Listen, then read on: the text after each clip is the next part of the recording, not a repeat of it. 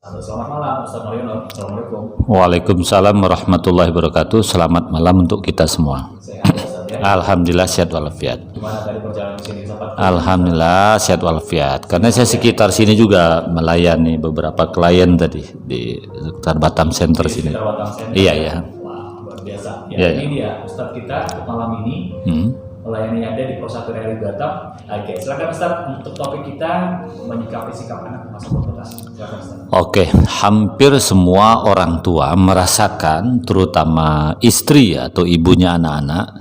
Sebenarnya bapak juga merasakan, cuman bapak itu secara umum lebih cuek.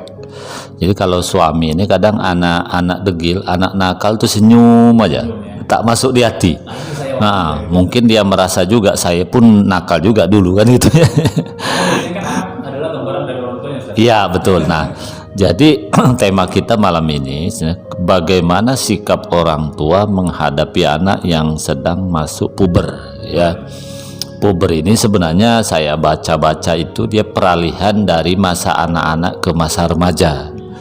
Nah, puber itu ditandai satu sudah mulai mengenal cinta. Yang kedua ingin dirinya eksis, ingin diakui. Saya loh sudah mulai dewasa, mulai ingin mandiri, mulai merasa pinter, mulai tidak ingin lagi diatur-atur, kira-kira gitu ya. Kemudian ya buntutnya dia juga ingin jadi jagoan. Kalau perempuan juga ingin tampil di mana-mana ya. Itu biasanya kalau dari tubuh bisa dilihat dari perkembangan tubuhnya ya. Nah, kemudian masa puber ini juga bisa dilihat dari ciri-cirinya, dia juga kadang-kadang melawan atau menentang apa yang diinginkan orang tua. Dan masa puber ini anak bisa jadi nakal, bahkan bisa terjebak kriminal ya. Jadi anak susah diatur tuh belum tentu nakal, begitu ya. Orang nakal belum tentu terjebak kriminal. Sebenarnya kalau kriminal kan sudah sangat parah. Nah, sekarang bagaimana sikap orang tua menghadapi masa puber anak? Pertama, secara umum walaupun ada pembedaan anak laki-laki dan anak perempuan, tetapi secara umum orang tua ketika anak belum masuk puber, ini sebelum masuk puber ya, harus dulu diberitahu apa saja yang akan terjadi pada anak. Salah satunya kalau anak perempuan, kalau sudah haid itu berarti sebenarnya masuk fase puber. Jadi sebelum haid bagi Islam kan diajarkan dulu haid itu nanti begini caranya, kalau datang mandinya bagaimana, kemudian sikapnya terhadap kalau ada laki-laki menggoda misalnya kan. Jadi sebelum masa puber itu mestinya dibimbingnya. Nah, Ada bimbingan ya ada guide. Nanti ketika masa puber itu sampai dia tidak bingung. Terlalu banyak maaf walaupun di pondok atau di mana kiai mencabuli muridnya atau orang tua atau tetangga. Kadang anak-anak tak sadar bahwa itu pencabulan karena memang tidak ada bimbingan sebelumnya. Nah, gitu kan banyak orang tua kadang-kadang mengadukan anaknya, maaf karena ada tetangga, bahkan adik ipar, ada kakak ipar, bahkan orang dekat kita mempermainkan kemaluan anak kita. Anak nggak tahu, walaupun tidak. Nah, padahal lama-lama kan suka sama suka, ya. Walaupun akhirnya kebongkar juga. Tapi maksud saya karena tidak ada pemberitahuan dari awal. Jadi sikap orang tua terhadap masa puber sebelum anak itu puber diberikan edukasi, baik anak laki-laki maupun anak perempuan. Nah, kalau anak laki-laki misalnya ya diajarkan nanti engkau akan merasakan jatuh cinta, begini ciri-cirinya. Kalau ada wanita cantik engkau ada ketertarikan, nah itu namanya nanti engkau puber sayang. Kalau ada teman wanitamu kok ada laki-laki mendekati dirimu kok merasa tidak nyaman, itu puber. Nah, sikapnya apa? Sikap kita, apa kita harus marah atau tidak? Nah, seperti itu. Jadi sebenarnya edukasinya sebelum puber itu masuk. Kemudian yang kedua, ketika puber itu sampai, nah ini orang tua jangan lagi menganggap anak itu anak kecil. Jadi sudah harus dianggap anak itu sudah seperti bapaknya. Artinya apa ya? dia harga dirinya jangan dijatuhkan intinya. Contoh, kalau kita punya anak masa puber ya, katakanlah kalau laki-laki 15 tahun.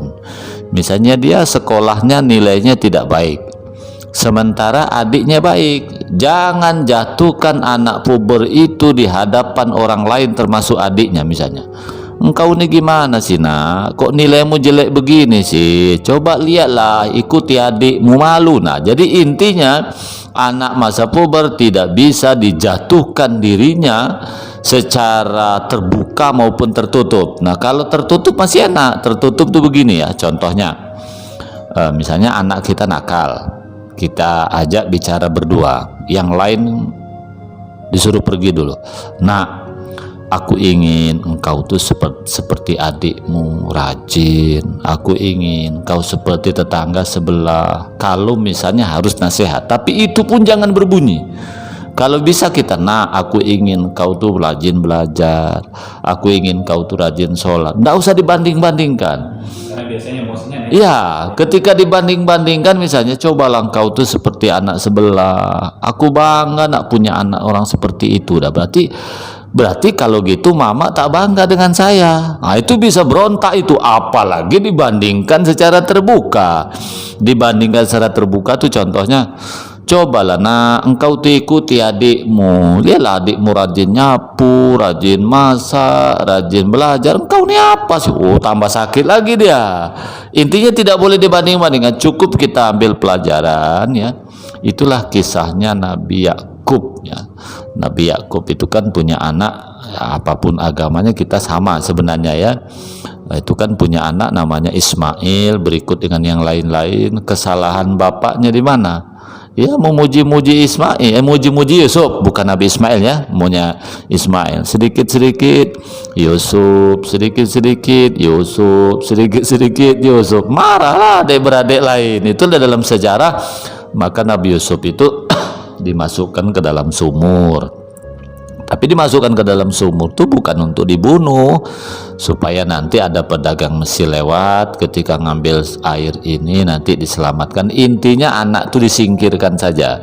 Nah, jadi banyak kejadian anak berontak dengan ayah dan ibunya akibat anak itu dibanding-bandingkan. Intinya pada masa puber, orang tua baik ayah maupun ibu ngomongnya sudah harus hati-hati. Misalnya kalau anak kita ingin jangan nakal, nah sini sayang, nah, ngomongnya baik-baik, coba kau lakukan ini nak gitu. Dan ingat, anak kalau sudah masa puber, langkah kedua ya, jangan selain dibanding-bandingkan, jangan terkesan disuruh, tapi harus diajak. Contoh nyapu, nak sapu ini, itu jangan. Nak ayo kita nyapu. Nah gitu kan ya.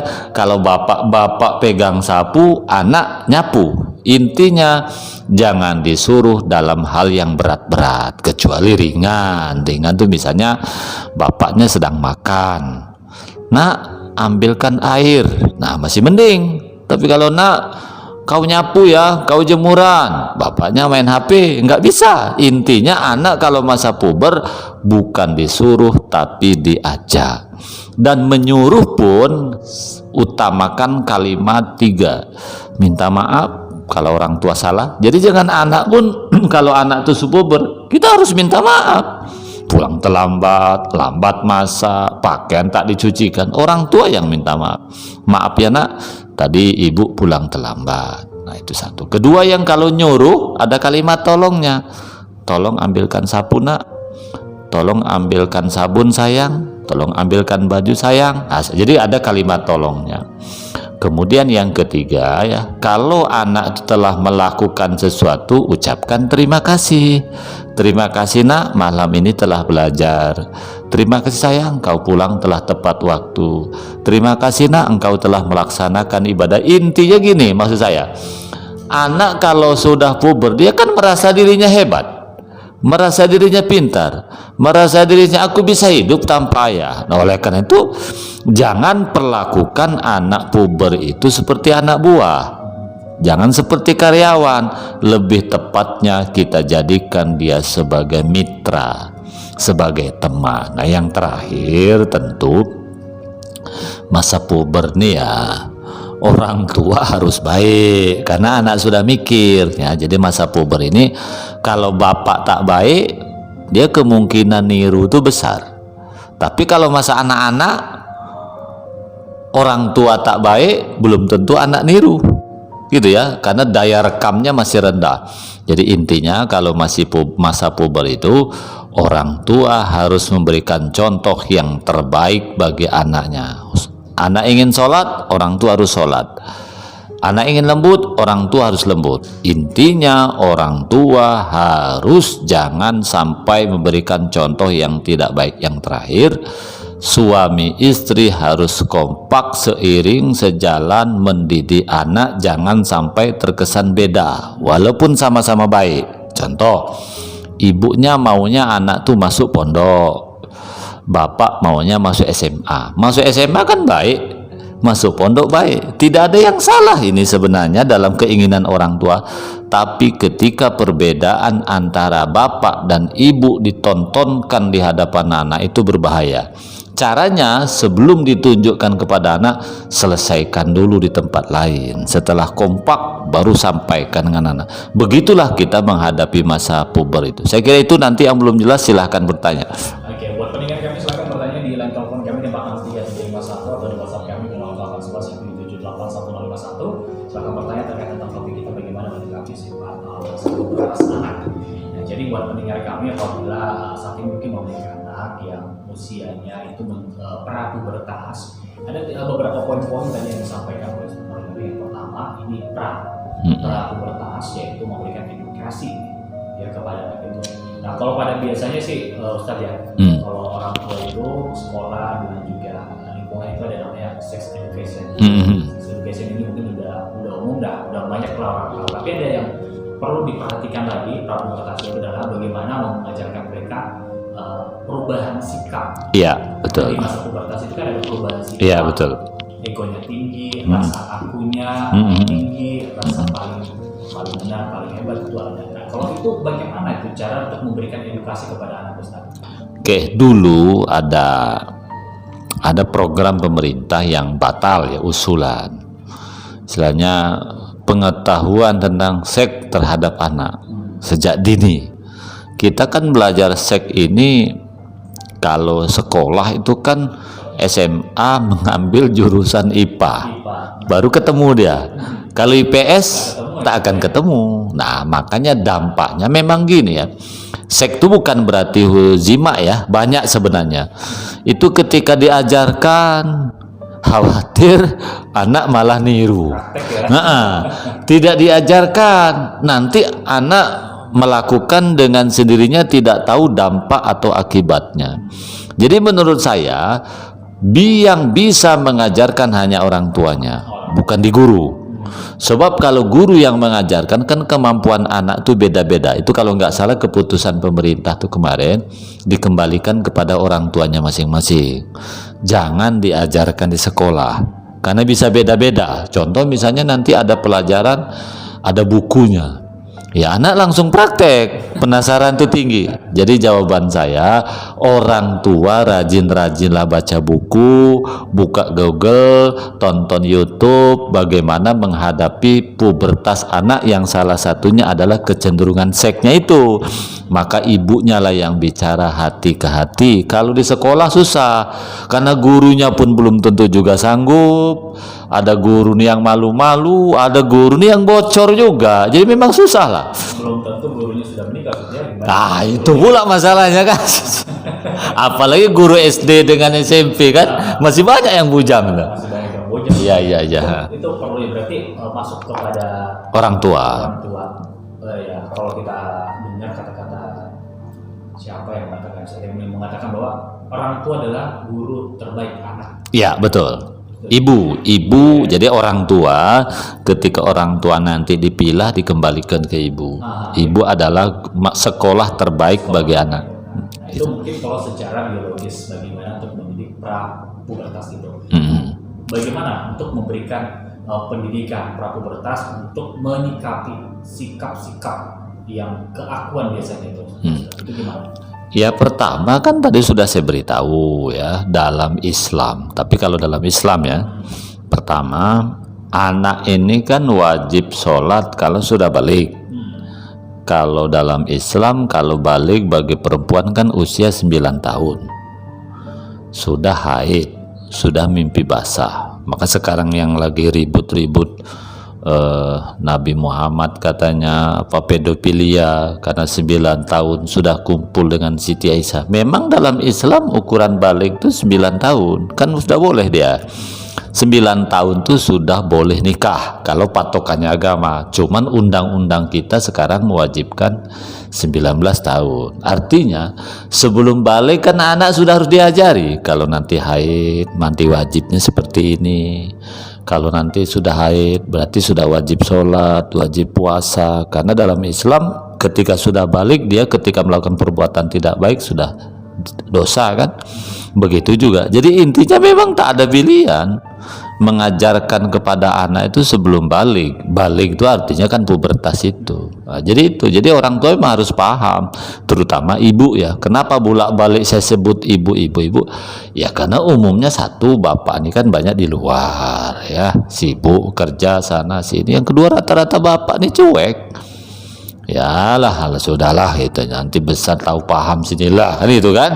Tetapi ingat, bapak ini keliru juga terlalu cuek. Maka yang paling tepat bapak mendampingi istrinya atau ngajari ibunya supaya ibunya fokus urus anak. Itu satu ya. Yang kedua baik-baiklah dengan bini nih.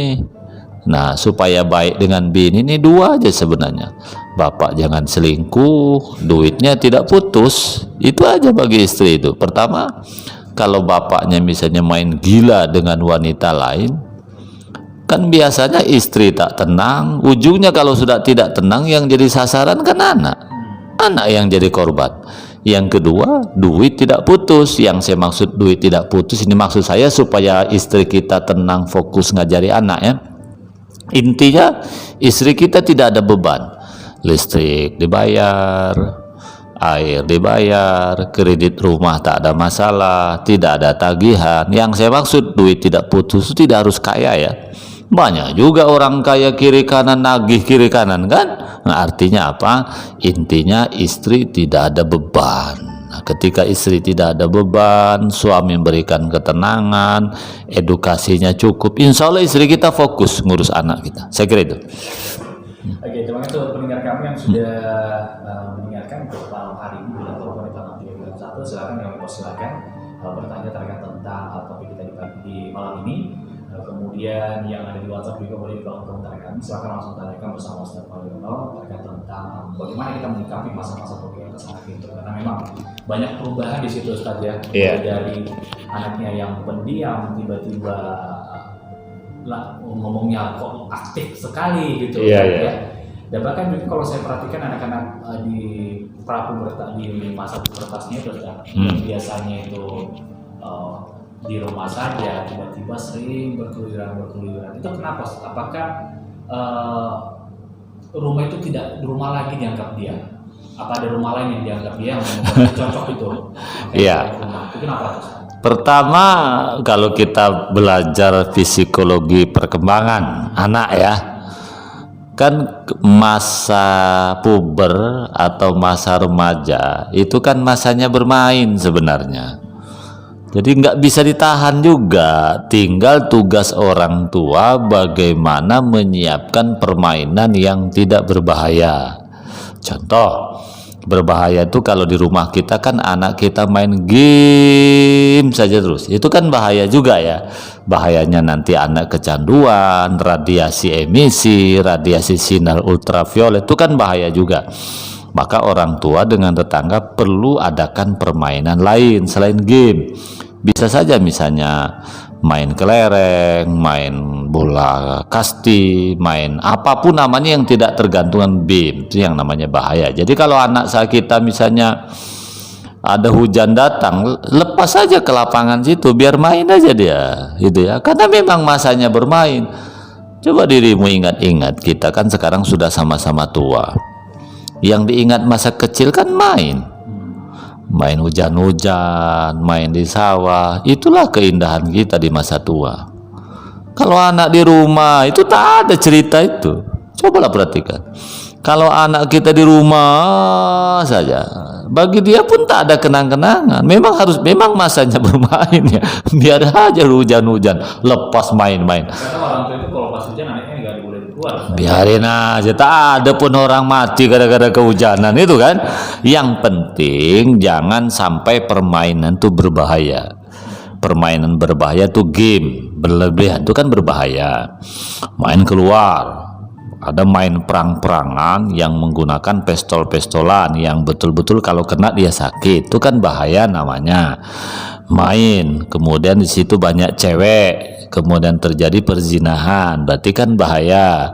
Permainan di situ misalnya takut nanti main di bibir jurang atau di bibir jembatan takut jatuh, itu kan bahaya. Selama permainan itu tidak berbahaya, yang tadi katanya keluyuran dari rumah, menurut saya mamanya yang marah-marah dengan anak suka keluyuran itu, mamanya pun keluyuran juga dulu, sama aja. Jadi sebenarnya sudahlah, kita tahu sama munafik gitu. Memang dunianya seperti itu, betul. Ada memang beberapa orang tertentu yang tidak keluyuran, mungkin di rumahnya juga ada kegiatan. Contoh, orang tua kita dulu ya, tidak keluyuran, tapi mungkin di rumahnya ada yang buat tahu, ada yang punya sapi, ada yang punya jualan. Nah, sekarang anak kita ada nggak kegiatan di rumah?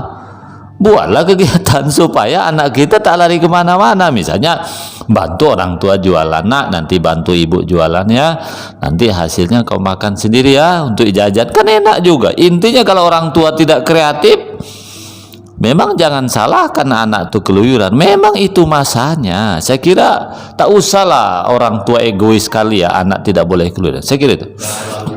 Dibatasi Ustaz ya. Oh iya gitu. Tapi kalau yang unik saya perhatikan Ustaz, kesini makin cepat saya lihat pubertasnya anak-anak, dan itu biasanya mereka pubertasnya selain di dunia game ya, yang saya perhatikan itu pacaran. Itu gimana tuh? Oh, apa yang salah dari orang tuanya, apa dari anaknya, atau gimana tuh Ustaz? Menurut saya nek jere wong wis zamane. Zaman SD Ustaz. betul, teknologi. Coba kita lihat. Zaman dulu memang beda ya. Kalau zaman dulu anak kelas 12 SD dia dewasa. Dewasa bukan berarti nakal ya. Bantu masak orang tua. Anak usia 8 tahun gendong adiknya. Gitu kan? Bantu orang tua ke ladang, bantu kemana-mana. Ada dua penyebabnya. Budayanya seperti itu semua. Kenapa anak mau masak? Ya mamanya juga rajin masak. Kenapa anak mau ke kebun? Orang tuanya juga ke kebun. Memang alamnya seperti itu, gitu ya. Kemudian yang kedua, ya, belum ada setan gepeng. Setan gepeng itu ya Android itu. Itu setan gepeng. Artinya begini. Dulu kita waktu sekolah ya, ada yang heboh di beberapa terminal. Kebetulan saya dulu jualan koran di Probolinggo. Penjual rokok itu ada yang menjual gambar porno. Itu hebohnya luar biasa. Sampai wali kota turun tangan. Sekedar jual gambar porno dalam bentuk kartu remi itu, kan di belakangnya kartu, di belakangnya gambar porno. Zaman dulu ya, kan kecil-kecil dulu. Itu pun sampai bupati, gubernur turun tangan zaman itu. Artinya demikian ketatnya pemerintah supaya anak tidak. Loh, sekarang Android, siapa yang tahu? Siapa yang bisa mengendalikan? Itu kan. Nah, artinya sekarang ini anak ini banyak dewasa sebelum waktunya. Nyaris orang tua tidak sanggup memberikan pendampingan. Akhirnya anak didampingi temannya, didampingi pacarnya, didampingi androidnya, tanpa didampingi orang tua. Saya ingat betul loh, karena saya jualan koran, ada teman saya yang jualan, langsung polisi menggerebek di terminal Probolinggo, Jawa Timur, sekedar jualan itu saja. Nah, tapi sekarang Android, siapa yang bisa mencegah? Jadi sebenarnya jawabannya kok bisa ya sekarang? Jawabannya adalah HP. Wis zamane tadi. Jadi kita nggak bisa menolak memang. Yang contohnya di handphone Ustaz ya. Iya, gimana?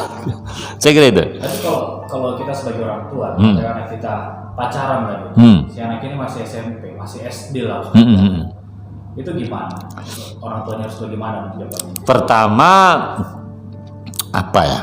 Anak tuh diayun, jangan dilarang. Ayun terus hempaskan. Tergantung keadaan. Jadi gini contoh nih, ya ini saya akhirnya harus mengikuti juga zaman, karena fakta ketika dihadang malah berbahaya juga. Contoh nih, anak SD itu sudah biasa manggil laki-laki itu papi, ayang, mami, ayang. Karena gini, kawannya yang menjadi persoalan. Itu ayangmu datang loh ya. Padahal kita tak ada hubungan apapun. Jadi kawannya itu ngajari, itu ayangmu loh. Lama-lama ayang beneran. Karena memang dalam mindsetnya, itu. Nah, celakanya itu rame-rame begitu. Nah, jadi artinya apa? Termindset dalam kepalanya. Nah, jadi itu satu ya. Lalu sikap orang tua tidak boleh, jangan, itu tidak boleh. Tapi orang tua harus mengarahkan. Nah, apa yang kamu lakukan itu mungkin tidak salah. Dirimu berarti sehat sayang. Ibu juga senang kalau dirimu tuh sudah mencintai seorang wanita. Tapi mungkin belum waktunya nak. Memang tidak gampang. Edukasi. Coba kalau kita cegah. Saya menemukan bukti. Nggak boleh. Akhirnya HP disita. Apakah Anda berhenti? Tidak. Malah itu nanti kontrolnya sulit. Kalau misalnya anak sayang-sayangan di HP, jangan dilarang, tengok aja, itu salah sayang, tapi jangan HP-nya diambil. Kalau gitu tak usah lagi main HP, malah berbahaya. Jadi jawabannya, anak sekarang ini intinya tidak bisa dilarang, tapi harus diarahkan. Saya kira ya. Mudah-mudahan ini buat anak orang tua yang anaknya Ustaz ya. Diarahkan tuh. Iya. Langsung dipatahkan. Tak bisa. Ini nggak boleh Ustaz ya. Bahaya. Diayun dulu ya. Wes zamane tadi. Iya. Diayun dulu. Nanti kalau diayun pelan-pelan masih nggak bisa barang. Ya, oke. Ya. Nah, mungkin Ustaz melihat tuh kalau di sosial media ya, ada beberapa kejadian anak muda yang masih sekolah atau mungkin ya inilah mungkin sesuai topik kita, mereka masih masa-masa pubertasnya. Sesama mereka laki-laki pengen mendapatkan pengakuan. Nah, kejadiannya itu kemarin di beberapa di daerah Jawa sana, mereka menabrakkan diri ke mobil. Sudah pernah lihat videonya kalau saya ya? Iya. Menabrakkan diri ke mobil, ada yang sampai ketabrak betulan, sampai meninggal. Nah, itu kenapa mereka memiliki mindset harus diakui baik sama teman-temannya, orang-orang lingkungannya, itu gimana?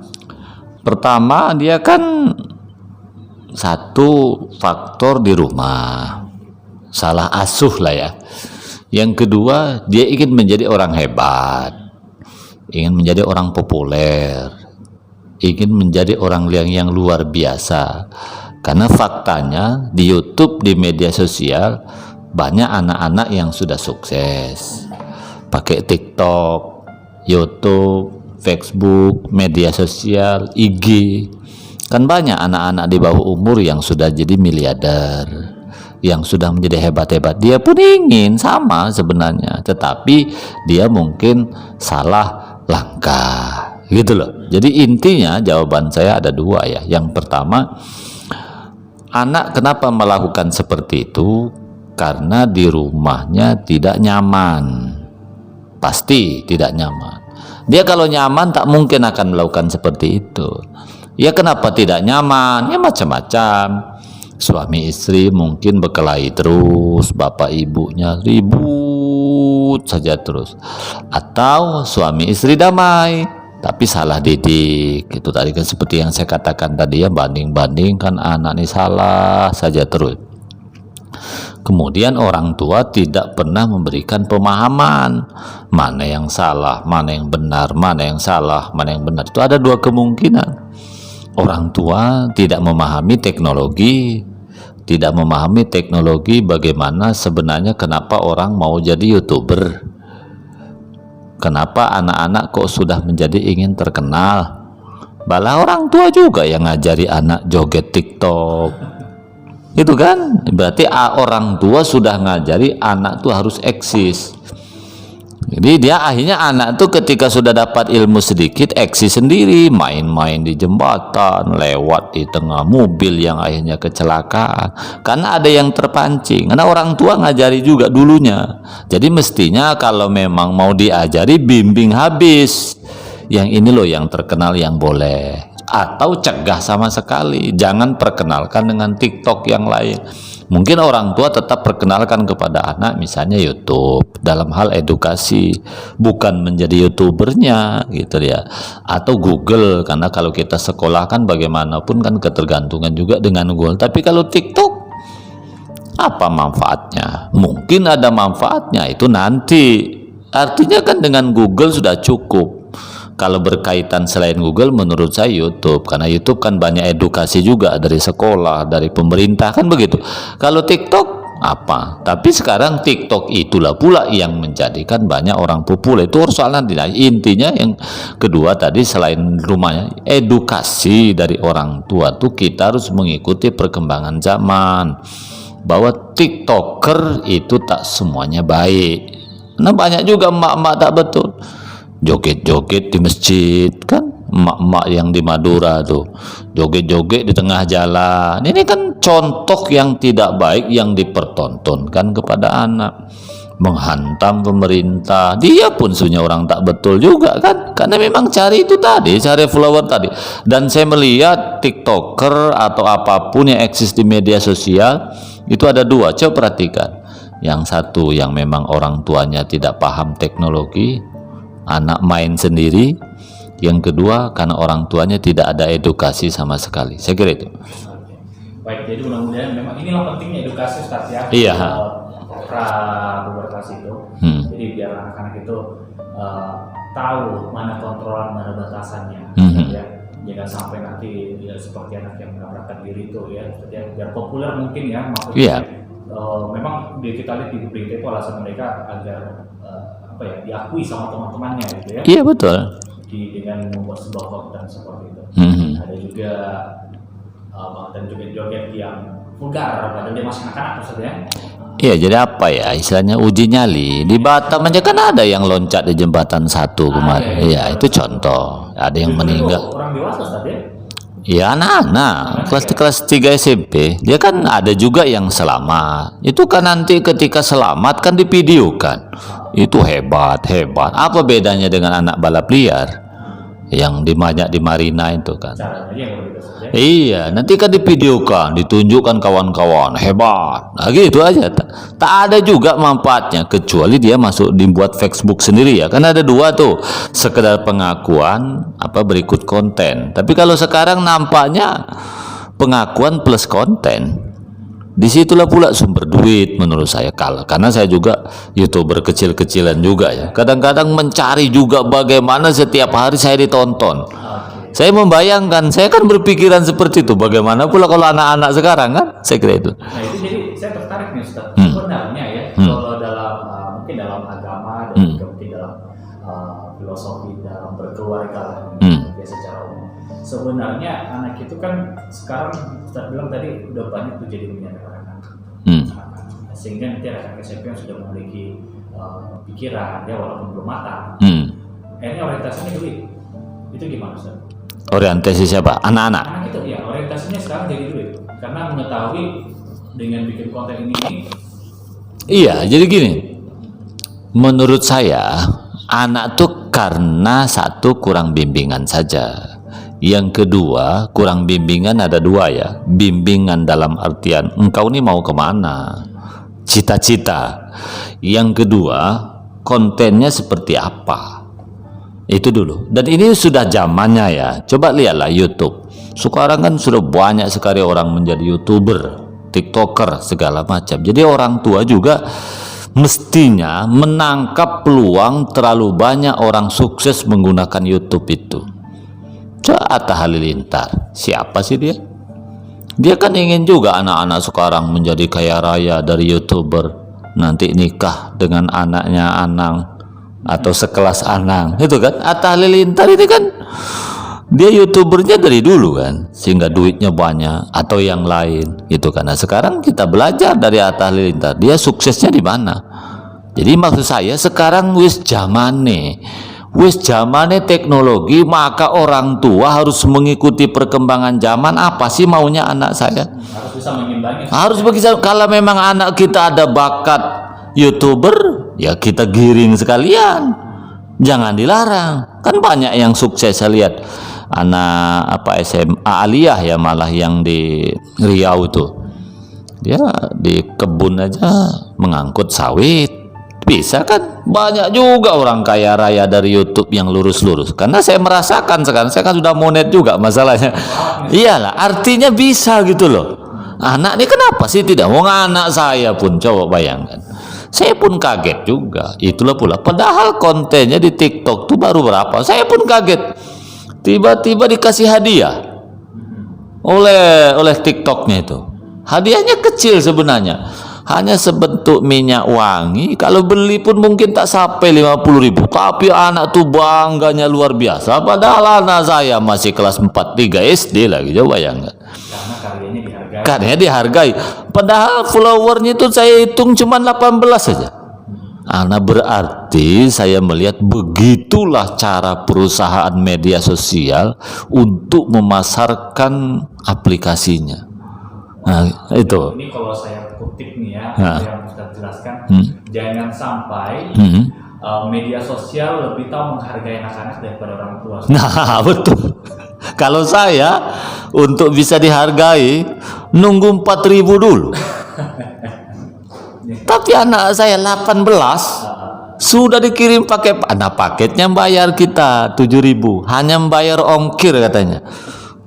Begini cara. Nah, saya bayangkan anak itu tadi, begitu si A dapat hadiah walaupun murah, ini kan tentu cerita kepada yang lain. Nah, jadi saya melihat ya memang orang tua tak ada pilihan. Ini sudah zamannya kita harus mengikuti perkembangan zaman, dampingi anak kita maunya apa. Kalau memang anak kita menggunakan media sosial dengan positif, bimbing sekalian.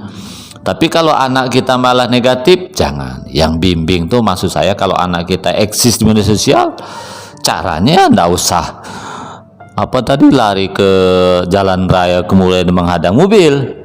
Kan banyak cara yang lain. Salah satunya misalnya ketika ada orang nyapu di tengah jalan ya, atau orang punya anak kita suruh kasihkan minum, kita yang nyuting, itu kan mengajari juga. Walaupun ya dianggap kan sempat tuh yang bagi-bagi dianggap ria kan. Ria. Tapi kan tapi positif bagi anak. Nah, contoh misalnya kan anak kan tujuannya populer. Nak, gini aja sayang, kau besok hari Jumat kau bersihkan kuburan sayang ya. Suruh bersihkan kuburan, kita yang nyuting, populer anak itu kan positif. Nah, jadi tergantung orang. Makanya kita lihat dulu bakat anak ini maunya kemana. Kalau bakatnya eksis di media sosial, ya sudah, kita giring sekalian. Pada intinya memang sebelum mereka pubertas kita harus ajarkan dulu mereka supaya mau mendengarkan arahan dari orang tua. Ya, betul begitu. Oke, di akhir nih, di akhir pembicaraan kita malam ini, bagaimana tips-tips dari Ustaz Mariono untuk mendidik anak-anak yang di masa pubertas, bagaimana mendidik mereka agar emosional mereka itu tidak meletak-meletuk ya, kemudian juga agar mereka bisa dalam kontrol orang tua.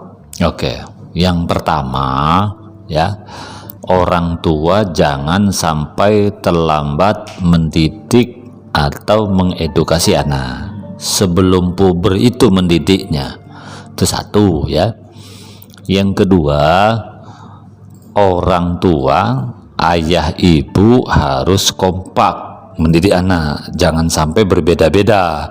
Kalau bapaknya mau ke timur, bapak ibunya ke barat, itu juga bahaya. Itu yang kedua ya. Kemudian yang ketiga ya, orang tua harus mengedukasi anak dengan penuh kasih sayang. Jangan menyalahkan, tapi harus mengarahkan. Jangan membenci, tapi harus empati. Jangan anak salah, ini tak betul, ini salah, ini tak betul. Nggak boleh. Kalau misalnya nilai anak tuh jelek, nilai sekolahnya, kalau ada pelajaran tuh misalnya 10, yang nilai jelek 3, maka puji setinggi langit yang nilainya baik. Misalnya kalau ada 10 pelajaran, yang 3 pelajaran di bawah 5, sisanya alhamdulillah anakku nilainya banyak 7 sayang, mudah-mudahan ke depan yang di bawah 7 ini sayang tingkatkan lagi nak ya. Nah gitu, itu kadang-kadang orang tua tuh pelajaran 10, yang jelek 3, itu pula yang diingat. Engkau nih sekolah tak betul, apa gunanya mama bapakmu nih habis-habisan siang malam sekolah, nilaimu kok jelek semua. Lo kan 10 pelajaran, yang jelek cuma 3. Jadi hargai dulu yang baik, seperti itu. Biar lebih menghargai Iya. anak ya, Ustaz ya. Kemudian Karena apalagi di masa-masa gitu emosi Iya, mereka betul. itu lagi tidak stabil, yang bukan keinginan mereka tapi secara oh iya itu. Kemudian yang terakhir ya, untuk pelajaran kita semua, seperti apapun kondisi anak orang tua harus sabar. Anak mau baik atau tidak baik, orang tua harus sabar, karena anak akan terasa ketika orang tuanya telah tiada. Telah tiada itu ada 2. Anaknya sudah menikah, nanti tahu dia bagaimana menjadi bapak, bagaimana menjadi ibu, atau ketika orang tuanya telah meninggal dunia. Saya kira itu. Terima kasih Ustaz Muhammad sudah hadir di Pos 1 Radio Batam di program Solusi Keluarga Sakinah.